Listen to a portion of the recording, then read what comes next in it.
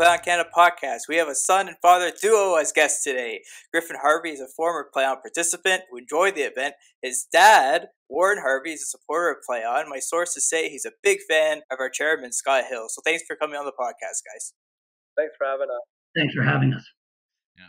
Now, you guys have an incredible story that I was filled in by Vince and Scott Hill about your participation throughout Play On through the years.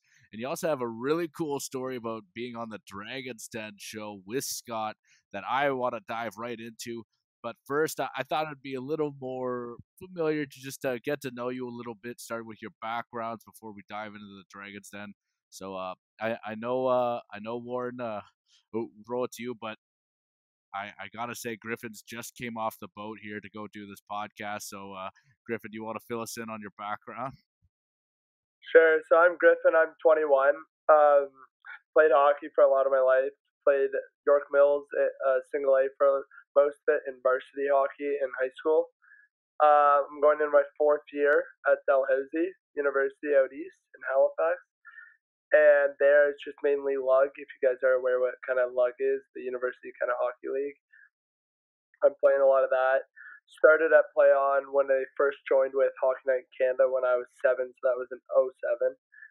And can't remember where that exactly was in terms of that one, but I know I've played at Ontario Place, Hershey Center, Woodbine Racetrack, and in the last year of my Play On career before it stopped, they did 2 locations in Toronto, one of the locations being Canada's Wonderland for that first year. It was like a kind of pop-up, if you want to call it, and I did that one for my last year. So that's Griff, and Griff is, for all 21 years, been a handful to manage and navigate, but he, as parents always say, their kids keep them young, and Griff is a prime example of a kid that keeps us active and young. And so, look, I pick up on some of the themes in Griff's commentary there that, certainly sport is a huge part of our family, always has been a huge part of our family. And just prior to coming on the podcast, I started to think a little bit about how did that come to be? As we were chatting earlier, things don't happen by mistake, as I like to say. And so I grew up in Toronto. I'm a Toronto boy. And, I played hockey in Toronto all over the city. And growing up in the Beaches, which is where I was raised, quite frankly, I thought it was the hockey capital of the world. I didn't think there was another place that celebrated road hockey or ice hockey like the Beaches did in Toronto. And I can remember, carrying nets around the beaches of Toronto from one neighborhood to another neighborhood to play against other neighborhoods that we had never met before. And so, when you grow up in that environment, and I was from a family of 4 children, and I had an older brother who was a very competitive and skilled hockey player beyond my years or abilities. And so from very early on, between him being a double-A hockey player his entire life and my sisters with figure skating and other things, I spent a lot of time in hockey rinks, as I think a lot of Canadian families, kids, parents alike have done in their years. And I think it was those early years, really, that shaped who I am, my love for sport. That's a great story. We got teased just at the start of the episode about Dragon's Dens. Let's go into it. I want to introduce the story. And both of you guys attended the pitch at Dragon's Dens. After the changes in the NHL broadcasting rights, Scott tried to save the event by pitching on Dragon's Den. Where were you that day, and what was it like? So that day, Scott invited us. We knew about it. He invited us earlier, but leading up to that, we were very excited. It was also something like you see on TV. You see the max 45-second pitches. You think these things are over and done within 2 minutes. The experience is going on there. You're waiting. You go into the CBC building. We went in. There's tons of other people. You see all the knick-knack products. You see a whole bunch of stuff. And everyone's practicing their pitches in the hallway. That day was very good. Not very stressful for us because we didn't have to do the talking. Scott was over the side practicing his pitch, but it was just cool to watch everyone seeing all the products and all the ideas everyone was pitching and everything. And there were small TVs we could watch the main stage. It was even cooler once we went on and like going out and like seeing how much goes behind making a singular episode or making a singular pitch in terms of the broadcasting of it. And like, I don't know, I would say we were out there on deck for probably 40 minutes. Even on TV, they're 30 seconds. They really cut these things down, and there's a lot more talking that people don't see. And besides the road hockey part of it, I think for me, I was young going on that show, and I think for me, it opened my eyes and almost extended my passion for business. And I think it was a very eye-opening experience for me, and thought it was extremely cool to have gone on that show and just to have experienced and been there that day. So I really enjoyed it, and we played with all the Dragons road hockey while Scott and his wife took like 10 minutes to think about the deal and stuff like that. So everyone brought sticks, and we made nets, and we had goalies, and we were playing road hockey in the Dragons Den broadcasting center. So it was really fun. Yeah, and Warren, how about you? yeah. So Vince, I loved how Griff kind of shaped that a little bit. From how it's changed his perspective and left an imprint, right? And frankly, I would say I find there's something in that theme that ties back to Play On, and I want to get there in a moment. But I want to I'll give you my recollection and my recollection of the setting, because this is Dragon's Den. This is Dragon's Den. We're talking Mr. El Macambo, Mr. Wonderful, Mr. Boston Pizza. I mean, we're talking some of this country's most successful entrepreneurs.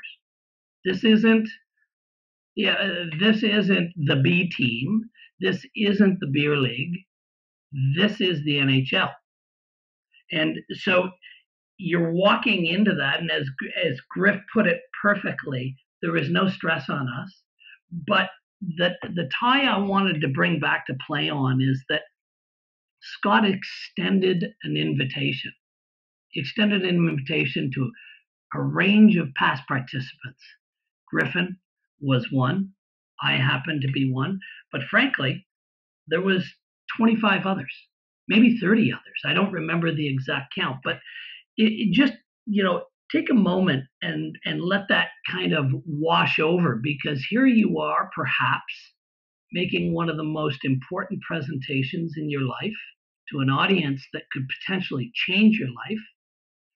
And Scott's perspective is to bring others, not because he needed the support in the pitch, because I can tell you he did not, but it's the nature and his inclusiveness that I think is demonstrative of what Play On represents. He wanted others there, not just to demonstrate what Play On is all about, but to demonstrate the energy that comes with it and make sure others had an opportunity to participate. And that stuck with me. And I'm an old guy who's been in the business world. I've been in and out of lots of boardrooms, and I've seen lots of settings. But there was a wow factor when I sat back and pieced it all together about how Scott approached it. So, if I can, just imagine now you're sitting in the green room at the CBC studios down on Front Street, right? You walk down there with your amazing son, who's got a hockey stick, a pair of shorts, a Play On t-shirt, and a pair of gloves on. You have no idea what to expect. And yet you walk into the green room and you realize we're not alone. There's 30 other people in the green room. And I mean, I'm talking about guys that are in full goalie equipment, other guys that got shin pads taped to their bare legs, hairy bare legs at that. And so it is the most unruly looking collection of people in the green room. And then they invite us out onto the floor in the Dragon's Den, and we walk out in front of the Dragons, and I think they thought Animal House had showed up, though, because they were as excited and energized in seeing this collection of people as I think many others would be if they went to a play-on event and they hadn't seen one or saw it for their first time. It was astounding. But very quickly, it went from eyes wide open, what in the world just came out in front of us with all of these folks dressed in hockey gear, to Scott dialing into the pitch and speaking about the grassroots nature of these events and the year over year growth that they'd experienced and are experiencing. And the feedback from participants and the prospects of growth and expansion, both in country and cross border. And all of a sudden, it went from a half a dozen Dragons who were energized and excited and wowed by Animal House coming out on the floor dressed like a bunch of road hockey players, to heads down, notebooks open, creating valuations on a business that was incredibly unique. And that was the second point that was a wow factor, was something that I hadn't necessarily translated, road hockey and road hockey events on a national basis, to a business valuation. And Scott did that. And so, it moved through these kind of emotional stages almost, without being overly dramatic, but it did.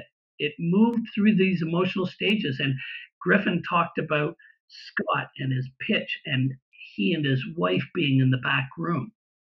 And when all was said and done, this is my own personal perspective,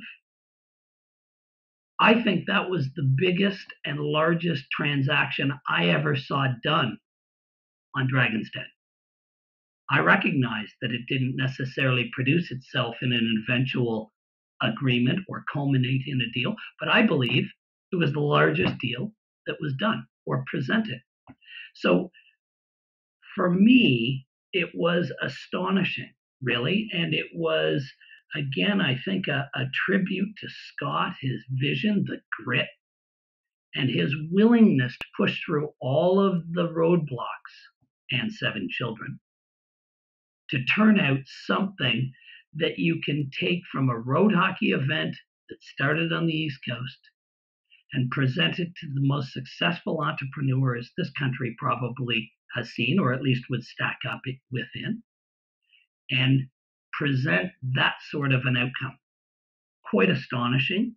And so the excitement was remarkable.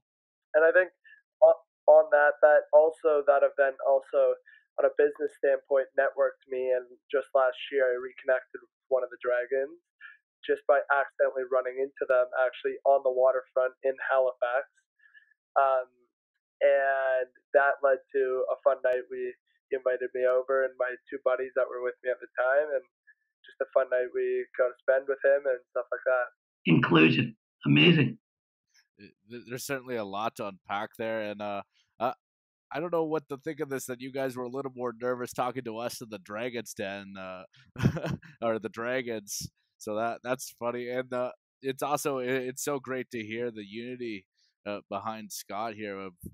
And I feel like you definitely you hit all the nails or you covered all the bases that we wanted to get out of that. Just hearing just that story about being like such a team effort, and just the grit by Scott to really like propel play on at that specific time. I just wanted, I know at the beginning, Griff, you talked about all these different locations you played at Play On, and I just want to talk to you about those different events. One thing I love hearing is how every person we talk to, there's almost like a different getaway they like about the event, whether it was the music, being outdoors, or just hanging out with your friends, or even just everybody getting together, then going out afterwards. So I just want to ask you, Griff, about your Play On experiences, and what really stuck out of your mind just thinking back to those tournaments. Well, for me, I think first and foremost, the obvious part I've always loved road hockey since a young kid, and I think one thing I didn't bring up at the beginning that I should have was I don't know if you guys are aware of the Santa Claus parade in Toronto. Out front, Sitka Toss. Yeah, so we used to go to that every year growing up when we were young, and being, if you want to call it, somewhat the hoarder of hockey equipment, hate throwing stuff away. We had thousands of road hockey sticks in our garage, and what we used to do is bring them to the Santa Claus parade, and you have to go early, get your seats, so you can sit front row. We used to bring probably 100 road hockey sticks and 4 pylons, make 2 nets, and we'd have road hockey ball, chuck them on the streets, and kids would just come and play. So from a young age, I've always had a love for road hockey, and I remember the first time I ever saw a play on commercial. I was watching hockey in my parents' bedroom, and I saw the play on commercial and immediately wanted to do it. So I got boys from my team, my hockey team, and we put a team together, got our goalie to strap on the pads outside, and every year from going on, we kept, for the most part, a couple of boys the same. Some changed as some guys went to other teams. We kept it just from our team, though. But every year we did a barbecue and a swim midday. So my cousins, we'd always go to my cousins midway between our game schedule, usually after our second game kind of thing, in between our second and third. And we'd go do a huge barbecue and a swim midday. That was a huge highlight for me of every event. But I think another highlight was just getting to play against so many people that I knew or didn't know throughout my years of doing it. Some have made their way to the NHL now that I remember playing against in a small road hockey tournament, which is quite funny. And I think looking back on those kind of things and watching the celebrity games of people in the NHL or singers and all that, and seeing them around, it's just camaraderie and community I think road hockey brings in general. Well, yeah, boy, I'll tell you, it's a great question, Vince Branden, because Griff, I'd completely forgotten about all the years of the Santa Claus parade and lugging 50 sticks each on our backs. We looked like, and you boys are maybe too young, but there was an old album cover, and I'm talking vinyl, boys. I'm not talking digital, I'm talking vinyl. Led Zeppelin of an old man carrying a bag of sticks on his back. They were twigs from the woods, but nonetheless, that's what we looked like en route to University Avenue every year for a dozen years. We set up in front of Sick Kids Hospital, and it was, again, I think it was a microcosm, very small, of play on. You think back, when I think back to road hockey, I think about one of my favorite times was, yes, the game was amazing. Yes, the camaraderie was amazing, but I loved the very opening moment, which was all about putting all the sticks in the middle of the road, put them in the pile, and in an unqualifying manner, throw them out to build your teams. And that was kind of University Avenue at Sick Kids Hospital and Santa Claus Parade. So that's a great pickup, Griff. I love that. But back to play on my memories, I would agree with Griff. I think we've been to, and frankly, I don't know who was more excited about it, Griff or I. I think when Griff was 6.5 years old, and so he's a 2000 born.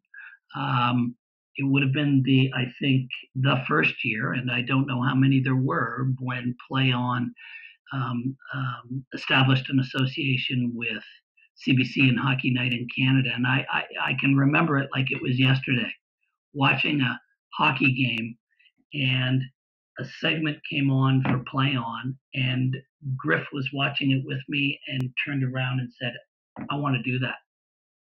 And as a parent of a 6.5-year-old who loves shiny objects and is all over the place, I think, well, that'll go away by tomorrow. But it led to a characteristic that we've learned is very much Griff. My wife and I affectionately refer to it as dog on a bone. And Griff was a dog on a bone for Play On and that first event in 2007. And frankly, it opened my eyes to what Play On was. And as a parent, you feed off of the energy, happiness, and excitement of your kids. And if Griff wasn't enough, add 5 of his buddies and then multiply that by 3,000 when you walk into a play-on event, and it's a powder keg. And so that for me was the moment. It was the first moment, and it was the important moment that I think has kept Griff attached to it. Building his team through the year. I mean, the details that my wife and I suffered through. Like, let me guess, there was a tryout. No, well, we didn't quite get there, Brandon, but it wasn't far from it. There was dinner table conversations about, okay, what positions, okay, you need a sniper on the left side, okay, who's in the lineup? Oh boy,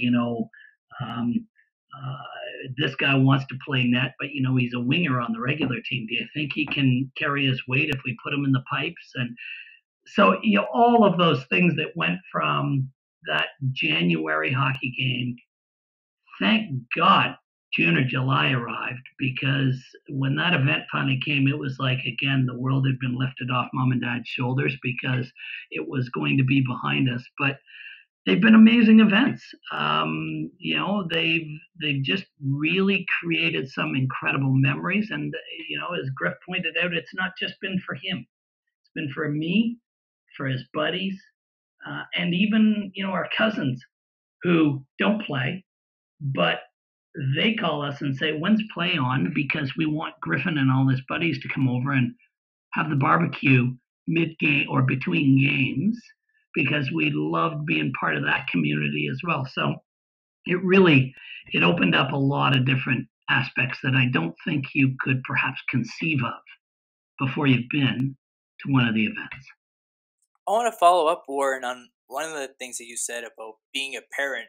We have many participants of the event that come on the podcast, but we don't really have that parent point of view. Why is this event a good experience for a parent with Play On? Yeah, I certainly won't profess to be the knower of all when it comes to parenting, and I know Griffin will attest to that as well. I look at myself and my wife as parents of 2 kids who you're looking to raise in a healthy, solid, fun upbringing.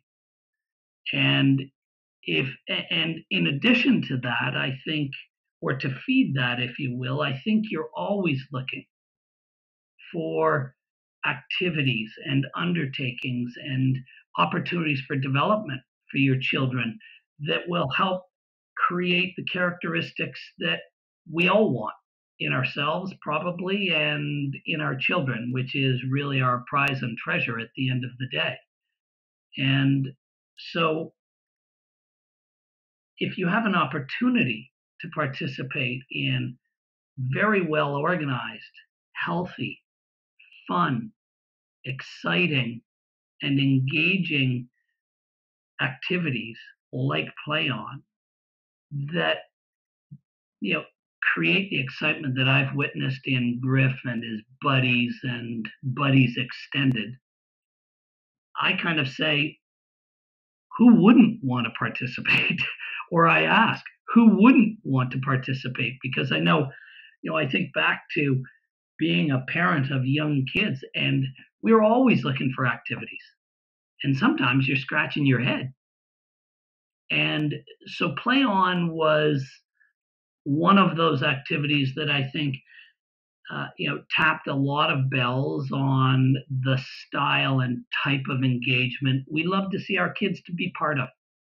And it certainly didn't disappoint, because if I go back to 2007 and think of it now, here we are in 2021. And Griff, correct me if I'm wrong, but I think aside from I don't know if he missed any years, but this is, I think, a great case in point as to why it's a great event. And I would suggest it's a fantastic event for parents to bring their kids to. And as a parent, I mentioned it earlier, and not to be a throwaway comment, I think I had as much fun going to the events. I really did, and I stood on the side of the rink or the small boards in whether it be Hershey Center or Ontario Place or up at Woodbine Raceway, and it wasn't just watching the 4 kids on our team play. Look across the 100 teams, 4,000 players, whatever it was. There isn't an individual, whether they were 6, whether they were male or female, 60 male or female, that wasn't loving it. And I mean all the way through the weekend. So it's a spectacular event, and one that I think I kind of tried to credit a little bit around the Dragon's Den description. It had a wow factor that I don't think I really anticipated when Griff said, "I'm a dog on a bone. I'm going in this." And he's been the same way for 21 years, a dog on a bone. And as soon as Playon comes back, he'll probably be back out on the street playing in it. And I think on that too, it was funny enough on the community and the parent part of everything. In second year, I moved into a house out east, so I go to Dallas. So I was in res first year, and then in second year, got a house with 5 other buddies, most of which I played hockey with throughout my career.